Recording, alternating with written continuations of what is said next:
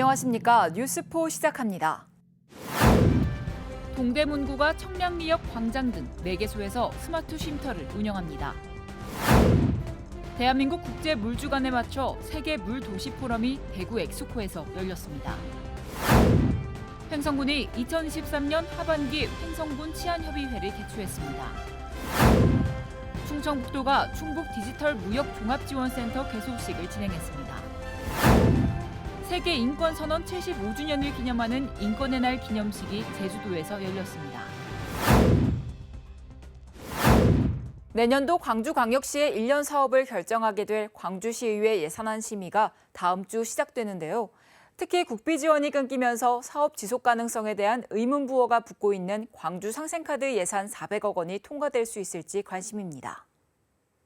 매달 50만 원까지 7에서 10%까지 할인을 받을 수 있는 광주 상생카드는 지난 2021년 발행액이 1조 2천억 원에 달할 정도로 소비자들로부터 높은 호응을 얻었습니다.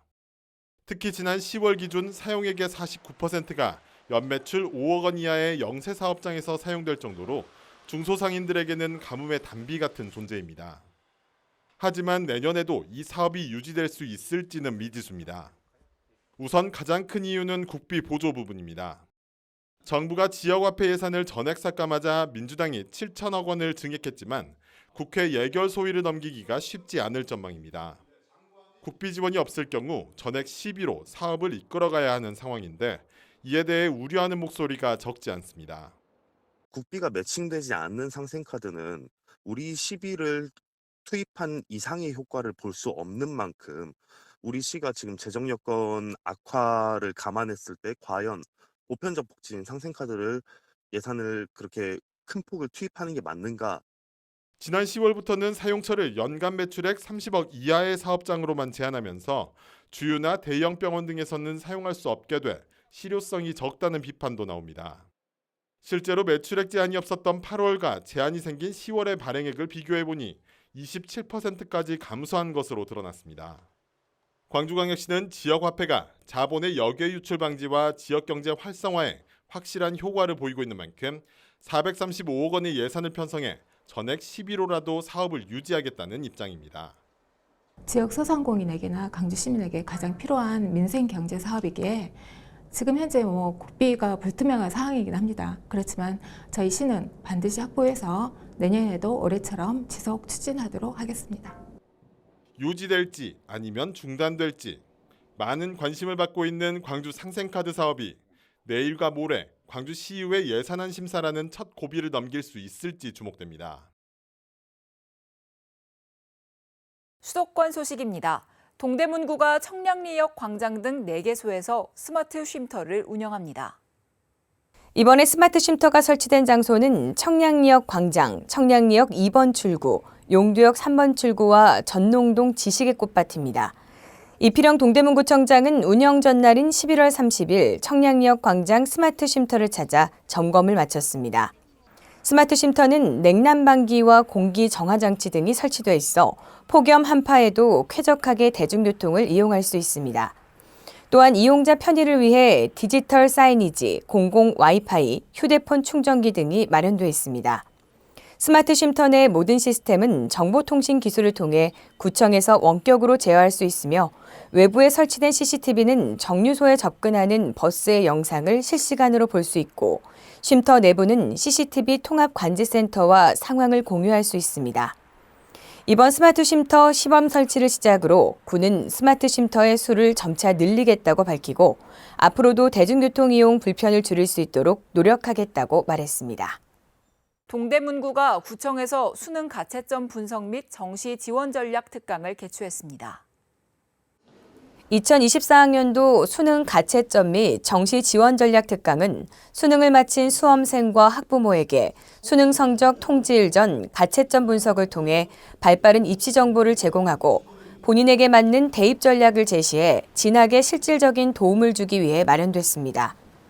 이번 특강은 청원여자고등학교 진학교사 박문수 강사의 진행으로 2024학년도 수능 분석과 입시 결과에 따른 지원 전략, 주요 대학 정시 모집 요강 분석, 수능 이후 대입 지원 전략 등을 제공했습니다. 군은 이번 특강을 통해 학생과 학부모 모두 성공적인 입시 전략을 수립하는 기회가 됐길 바라며 앞으로도 다양한 진학 프로그램을 제공하기 위해 노력하겠다고 전했습니다. 이어서 광역시 소식입니다. 자원봉사자의 날과 자원봉사주간을 맞아 제27회 대구 자원봉사자 대회가 진행됐습니다. 대구시가 자원봉사자의 날과 자원봉사주간을 맞아 지난 7일 올 한 해 지역사회를 위해 애쓴 자원봉사자들의 노고를 격려하는 제27회 대구 자원봉사자 대회를 열었습니다. 올해로 27회째를 맞는 대구 자원봉사자 대회는 나눔과 실천의 정신으로 자원봉사활동에 헌신한 봉사자를 적극 발굴해 격려하고 자원봉사 문화를 확산시키기 위해 2003년부터 열렸습니다. 올해 행사는 세상을 잇는 우리 자원봉사자를 슬로건으로 자원봉사자와 가족 등 250여 명이 참석한 가운데 자원봉사 헌장 낭독, 유공자 시상 등이 진행됐습니다. 홍준표 대구시장은 자원봉사 선도도시 대구를 만들기 위해 한 해 동안 앞장서준 자원봉사자들에게 감사를 전하고 앞으로 더 좋은 환경에서 봉사활동을 펼칠 수 있도록 지원하겠다고 말했습니다. 대한민국 국제물주간에 맞춰 세계 물도시 포럼이 대구 엑스코에서 열렸습니다. 기후변화에 따른 물 위기 등 물 이슈를 공유하고 해결 방안을 논의하는 세계 물도시 포럼이 7일과 8일 대구 엑스코에서 열렸습니다. 대한민국 국제물주간에 맞춰 열린 이번 포럼은 물 선진도시와 개도국 도시 간 물 관련 정책 및 기술을 공유하고 논의하는 자리였습니다. 아울러 국내 유일 물기업 직접단지인 대구 국가물산업클러스터를 중심으로 나온 물 분야 신기술과 신제품도 대거 선보였습니다. 대구시는 이번 행사를 통해 물산업도시 대구의 위상을 강화하고 해외 구매자 발굴에 주력할 계획입니다. 대전시와 충남대학교가 충남대학교 융합교육혁신센터에서 충청권역 반도체 공동연구소 출범식을 진행했습니다. 이날 행사에는 이장우 대전시장과 이진숙 충남대학교 총장, 조승래 국회의원 등이 참석해 충청권역 반도체 공동연구소 출범을 축하했습니다. 반도체 공동연구소가 건립되면 충청권 반도체 교육 연구 수요가 충족돼 중소기업 반도체 인력 부족 현상이 해소될 것으로 기대됩니다. 한편 대전시는 지난 5월 반도체 공동연구소 지원 사업 계획을 수립했으며 향후 반도체 기반 구축을 적극적으로 지원할 방침입니다. 계속해서 강원도 소식입니다. 평창군이 2023년도 제4차 평창장학회 이사회를 개최했습니다. 주요 안건으로는 2023년도 2차 평창장학회 장학금 지급 및 출연금 사용 승인안과 2024년 평창장학회 사업계획 및 예산안에 대한 심도 있는 논의가 이루어졌습니다. 평창장학회는 이번 이사회를 통해 평창군과 지역사회의 미래를 고민하고 협력하여 발전시키기 위한 다양한 계획을 수립하며 2024년도에도 보다 효과적으로 운영될 수 있도록 최선을 다하겠다고 밝혔습니다. 횡성읍 입성리 도시가스 공급관 설치가 완료됨에 따라 12월 7일 마을회관에서 개통식이 열렸습니다. 해당 지역은 그간 세대수가 적고 공급관 설치비가 과다해 도시가스 공급에 어려움을 겪어온 가운데 횡성군 도시가스 공급사업 보조금을 받아 정압기 1개소, 공급관 969m를 구축해 총 104세대, 79필지의 도시가스 공급이 이루어지게 됐습니다. 한편 군은 에너지 가격 상승으로 도시가스 공급 수요가 증가 추세를 보임에 따라 도시가스 공급지원위원회에서 선정된 읍상용리 읍마택지, 입성리 대성병원 일원의 총 286세대의 도시가스 공급 지원을 마쳤으며 내년에는 읍상사리, 읍상오리 266세대의 공급 사업을 추진한다는 방침입니다. 횡성군이 안전한 횡성을 만들기 위한 2023년 하반기 횡성군 치안협의회를 개최했습니다. 횡성군 치안협의회는 횡성군수와 횡성경찰서장, 횡성소방서장, 횡성교육장을 비롯한 당연직 위원과 8명의 민간위원으로 구성돼 연중 상하반기 총 2회에 걸쳐 정기회의를 진행합니다. 이번 회의에서는 관계기관 간 협업이 필요한 사항에 대해 상호 의견을 교환했으며 치안 및 범죄 예방을 위한 주요 추진 사항을 기관별로 설명한 후 관련 내용을 토의했습니다. 이번 회의를 통해 도출된 사항은 기관별 실무부서에 공유하고 사업에 반영될 수 있도록 협의해 나가게 됩니다. 계속해서 충청도 소식입니다. 충청북도가 2023 지방투자 아카데미에서 투자 유치 우수 지자체로 선정돼 산업통상자원부 장관 표창을 받았습니다. 산업통상자원부는 매년 우수 지자체를 선정하고 있으며 올해는 충청북도와 경상북도, 대구광역시가 선정됐습니다. 충청북도는 이번이 4번째 수상이며 특히 선정된 3개 지자체 중 유일하게 3년 연속 투자유치 우수지자체에 선정되는 쾌거를 이뤘습니다. 이번 투자유치 우수지자체 선정으로 충북은 내년도 지방투자촉진 보조사업에서 국비 17억 원을 추가 확보했습니다. K배터리 중심에 서다 배터리 산업의 초격차 전략과 과제를 주제로 과학기술 포럼이 개최됐습니다. 포럼에서는 K배터리 레볼루션의 저자 박순혁 작가의 특강을 시작으로 이용일 충북산업육성과장이 충북 2차 전지 국가첨단전략산업 특화단지 추진계획을 발표했고 이후 토론회에서는 배터리 산업의 초격차 전략과 과제의 협력 방안에 대해 의견을 모았습니다. 충북도 김명규 경제부지사는 이번 토론이 충북 배터리 산업 발전의 밑거름이 될 것이라며 충북의 배터리 산업이 대한민국 1등을 넘어 세계 1등의 위협을 이뤄낼 수 있도록 최선을 다하겠다고 말했습니다. 충청북도가 충북 디지털 무역 종합지원센터 개소식을 진행했습니다. 디지털 무역 종합지원센터는 지방기업의 디지털 콘텐츠 제작과 디지털 무역 인력 양성 등을 지원하게 됩니다. 개소식과 함께 코트라와의 업무 협약이 진행되는데 이를 통해 충북 중소기업의 해외 진출 지원, 외국인 투자 유치 등에 협력하기로 했습니다. 충북 테크노파크 1층에 조성된 센터에는 콘텐츠 제작을 위한 K스튜디오, 바이어 상담이 가능한 디지털 무역 상담실 등이 운영될 예정입니다. 포항시의회 제311회 제2차 정례회가 개회했습니다. 시의회는 이번 정례회에서 내년도 당초 예산안과 2023년도 제4회 추경 예산안 등 18건의 안건을 처리하며 올해를 마무리할 예정입니다. 포항시의회는 11월 30일 제311회 제2차 정례회를 개회하고 12월 22일까지 23일간 올해 마지막 의사 일정을 소화합니다.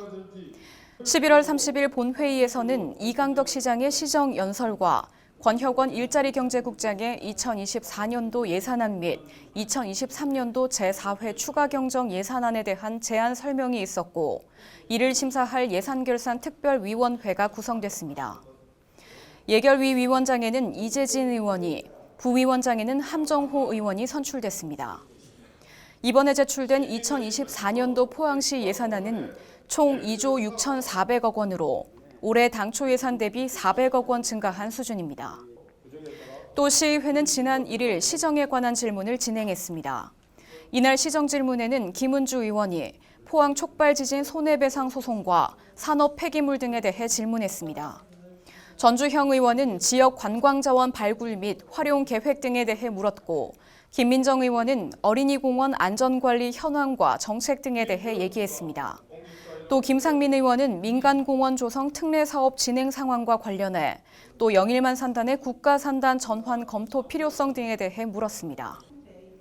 한편 시의회는 상임위원회별 조례안 등 심사 및 예산안 예비심사, 예결특위 활동 등을 거쳐 20일 본회의에서 2024년 당초 예산과 2023년 제4회 추경 예산을 확정하고 22일 마지막 본회의에서 기타 안건 등을 처리한 후 이번 정례회를 마칩니다. 이어서 광주 전남 소식입니다. 전남 도립공원으로 지정된 불갑산 자락에 대규모 골프장이 개발되고 있습니다. 하지만 골프장이 들어설 부지는 천연기념물로 지정된 참식나무 자생지와 불과 170m밖에 떨어져 있지 않아 논란입니다. 골프장 조성 계획이 추진되는 불갑산 자락. 불갑산 능선을 경계로 반대쪽은 참식나무가 자라는 군락지로 보존 가치를 인정받아 지난 1962년엔 천연기념물 112호에 지정됐습니다. 이 불갑산에는 천연기념물로 지정된 참식나무가 광범위하게 자생을 하고 있고 또 상사와 최대 군락지로서 전국의 유명한 명소이고 하지만 불과 170m 거리에 약 100만 제곱미터 부지, 18홀 규모의 골프장 개발이 추진되면서 환경훼손 우려가 제기됩니다. 특히 참식나무 서식지가 천연기념물로 지정된 능선 바깥 골프장 예정 부지로 확장돼 논란입니다. 골프장 개발이 시작되면 참식나무 훼손이 불가피하기 때문입니다. 실제로 영광군이 지난 2006년 발표한 생태조사 보고서에도 능선 아래로 100에서 200m까지 참식나무가 분포한다며 계속해서 분포 면적이 넓어질 것으로 보여 보존 가치가 있는 것으로 판단된다는 내용이 담겨 있습니다. 예, 그거 있습니다. 참식나무가 170m 이상이 되지만 그래도 지금도 있다. 참식나무가 있다는 게 중요한 거라니까요. 이에 대해 한평군은 지난해 산지 전용 타당성 조사 결과 참식나무가 없는 걸로 확인했고 전남도 경관위원회와 산지관리위원회 심의도 거쳐 법적으로 아무런 문제가 없다고 해명했습니다. 산지 타당성 조사도 했어요. 네. 거기서 이 참식나무가 하나도 안 나왔어요. 그리고 이 참식나무 군락지 안에서도 여기서 60m 이승객이 돼 있기 때문에 영향이 별로 없다라고 지금 의견을 준 거죠. 또한 영광군의 천연기념물 훼손 논란에 대해서는 한평군 경계를 벗어난 지역까지 환경 영향 조사를 할 의무가 없다는 입장입니다. 연말이 되면서 술자리가 많은 만큼 경찰이 음주 단속을 예고한 뒤 집중 단속에 나섰습니다. 특히 7일 하루 동안 광주와 전남에서는 40건에 육박하는 음주 운전자가 적발됐는데요. 자세한 내용 전해드립니다. 광주 보훈병원 앞 도로. 사이카와 경찰차가 곳곳에 배치되고 음주운전 단속 안내 표지판이 세워집니다. 곧이어 경찰들이 운전자들의 음주 여부를 하나하나 확인합니다. 향수로 음주 감지기에 빨간불이 들어온 한 운전자는 차량 밖으로 나와 재측정을 합니다. 알코올에만 반응하게 돼 있거든요. 한번 불러보세요. 하루에만 광주와 전남에서 적발된 음주 단속은 모두 37건에 이릅니다. 코로나로 주춤했던 음주운전은 다시 증가 추세입니다. 지난해 광주와 전남에서 연말연시 적발된 음주운전 건수는 1,510여 건으로 코로나19 유행 전인 2019년 적발 건수보다 늘어났습니다. 음주운전이 줄어들 기미를 보이지 않자 경찰은 올해부터 음주운전으로 중대 사망사고를 내거나 상습 음주운전을 하는 경우 차량을 압수하고 있습니다. 타인의 재산과 생명을 위협하다는 국민인식이 중대범죄라는 사실을 인식하고 안 한다는 습관을 꼭 들이면 좋겠습니다. 경찰은 숙취운전도 사고 위험이 큰 만큼 출근길과 낮 시간 관계없이 불시 단속을 진행하기로 했습니다. 경기 침체에다 물가 상승 등의 영향으로 서민들의 어려움은 더욱 커져가고 있습니다. 이맘때면 늘 있어왔던 김장 나눔 행사도 예전 같지 않다고 하는데요. 남도의 한 사찰이 무려 39년째 김장김치 나눔으로 부처님의 자비를 전하고 있습니다. 동양 최대의 아미타 부처님 상으로 이름난 강진의 남미륵사. 넓지 않은 요사치 앞마당이 김장김치를 담그는 열기로 후끈합니다. 한켠은 절인 배추가 수북이 쌓여 있고 창고에도 담궈놓은 김치와 양념이 한가득입니다. 김치 담그기에 나선 신도 등 자원봉사자는 500여 명. 이른 아침부터 허리 한번 제대로 펴지 못한 채 양념을 버무리면서도 힘든 기색을 찾아볼 수 없습니다. 제가 다닌 지는 한 13, 14년 된 것 같아요. 근데 이렇게 그냥 불우한 이웃에게 이렇게 보내드리고 봉사를 하니까 너무 재밌고 우리 스님도 너무 훌륭하십니다. 이번 김장에 들어간 배추는 3만 포기, 비용 3억 5천만 원은 후원금 등으로 마련했습니다. 부처님의 자비를 베풀기 위한 나눔은 김장뿐 아니라 쌀과 이불, 장학금 기부까지 낮은 곳을 향해 꾸준히 이어지고 있습니다. 빈손이 와서 내가 빈손으로 돌아가는 거 서로 콩 한 조각이라도 나눠먹는 거 좋다. 그런 마음으로 부리토끼를 하고 있습니다. 꼬박 나흘 동안 담근 김장김치 3천 상자는 강진군을 통해 복지시설과 소년소녀 가정 등에게 전달될 예정입니다. 겨울을 더 춥게 나는 이들을 위한 한 사찰의 어른 나눔이 정이 메말라가는 세상에 온기를 불어넣고 있습니다.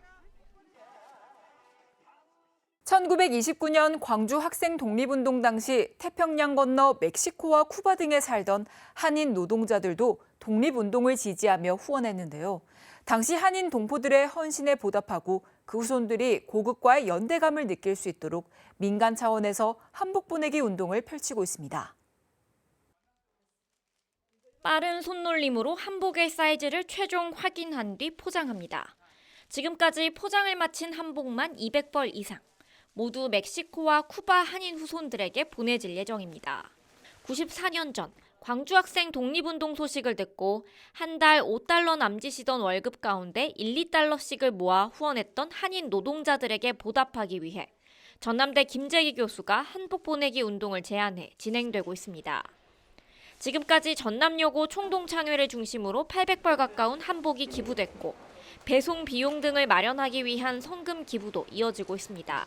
그 세계 날은 꼭 기념을 하고 또 태극기 한복을 입고 거리 퍼레이드를 하더라고요. 근데 자세히 보니까 이게 제대로 된 한복을 입은 분이 몇 분 안 계세요. 그래서 이런 한복을 보내면은 또 한국인의 후손으로서 정체성도 갖고 장롱 속에 오래 보관돼 있던 한복인 만큼 선별과 수선도 정성의 손길이 더해지고 있습니다. 광주 충장로 등에서 한복점을 운영하는 전문가들이 직접 분류부터 세탁, 수선, 포장까지 맡아 최상의 상태로 탈바꿈시키고 있습니다. 동정도 교체, 옷구름 떨어진 거 부착, 또 기타 등등 손질할 것이 너무 많아요. 우리 한복으로서 부끄럽지 않는 한복을 지금 멕시코, 쿠바 한인 후손들에게 좀 보내려고 그 작업을 하고 있습니다. 전남여고 총동창회 등은 내년 3.1절 기념행사 전에 한복 500벌을 멕시코와 쿠바 한인 후손들에게 전달할 계획입니다. 특별자치도 소식입니다. 세계인권선언 제75주년을 기념하는 인권의 날 기념식이 제주 혼디 누림터에서 열렸습니다. 제주도와 국가인권위원회가 지난 6월 제주도민 인권 증진을 위한 업무 협약을 체결한 가운데 인권의 날 기념 행사를 공동으로 개최하기로 합의했습니다. 이날 기념식은 오영훈 지사, 남규선 국가인권위원회 상임위원 등 200여 명이 참석한 가운데 인권작품 공모전 수상작 시상, 세계 인권선언문 낭독 등의 순으로 진행됐습니다. 오영훈 지사는 제주 4.3 기록물의 유네스코 세계기록유산 등재와 함께 도민들의 인권 보호를 위한 제주 평화인권헌장 제정에 소홀함이 없도록 최선을 다하겠다고 강조했습니다. 오영훈 제주도지사가 아시아 지역 리더들을 만나 민선 8기 제주도정의 핵심 사업인 아세안 플러스 알파 정책을 소개하고 다양한 분야에서 연대와 협력을 이뤄나갈 것을 당부했습니다. 오영훈 지사가 아시아 정당 국제회의 상임위원회 회원국 정당 대외 협력 담당 및 주한 외교단과 오찬을 가졌습니다. 아시아 정당 국제회의 상임위원회는 한국, 인도, 태국 등 아시아 각 지역을 대표하는 23개국 35개 정당 대표로 구성됐으며 워크숍에 참석하기 위해 제주를 방문했습니다. 오영훈 지사는 제주도는 제주에서 생산된 농산물과 수산물, 게임, 반도체까지 수출 시장을 점차 넓혀가고 있다며 아세안 플러스 알파 정책을 바탕으로 교류를 강화해 나가겠다고 강조했습니다. 아울러 다양한 분야에서 연대와 협력을 이뤄가도록 관심을 부탁드린다고 당부했습니다. 추워진 날씨에 두통을 호소하시는 분들 많으신데요. 바나나, 현미밥 등 마그네슘이 풍부한 음식을 먹으면 두통을 예방할 수 있습니다. 또 수분이 부족하면 두통이 악화될 수 있어 충분한 수분과 채소 등을 섭취하는 것이 좋으며 카페인은 줄이고 제때 식사를 챙겨 먹는 것이 중요합니다. 아울러 충분한 수면을 취하고 유산소 운동을 하면 스트레스가 줄어 두통을 완화시킬 수 있습니다. 특히 비만일 경우에는 두통을 겪을 확률이 80%까지 높아지는 만큼 적정 체중을 유지하는 것이 좋다는 점 기억하시기 바랍니다. 뉴스 마칩니다. 함께해 주신 여러분 고맙습니다.